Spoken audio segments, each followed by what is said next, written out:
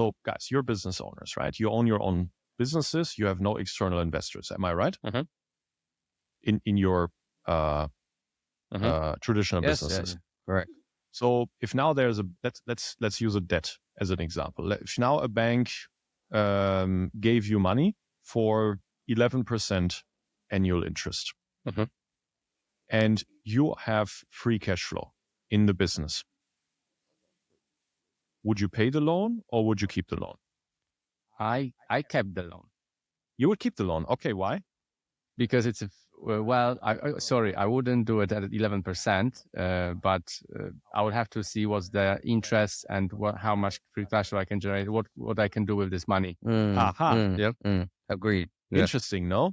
What about you? I think the same. Yeah, I don't, because you don't, like, from what I understand, the question is, I wouldn't need the money. So what would I do with it? I don't know.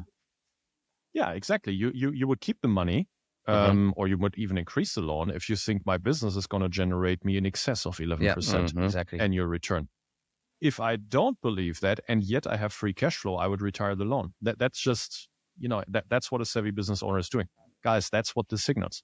That's exactly what this signals. They want to retire the preferred return because they actually do not think that they can clear that hurdle rate in the next years. Now, nobody has perfect foresight, so they might still clear the 11%. I'm just saying what it signals in terms of what the shareholders today think. And secondly, there's a cash component here. So now let's adjust the metaphor, guys. So imagine your debt provider has told you, hey, you can generate free cash flow, but your free cash flow first has to go to my 11% year over year before you can pay yourself a salary. If I adjust the metaphor that way, does it change your judgment?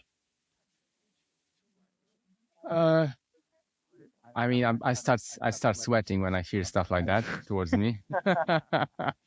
I just don't like to be restrained too much. So,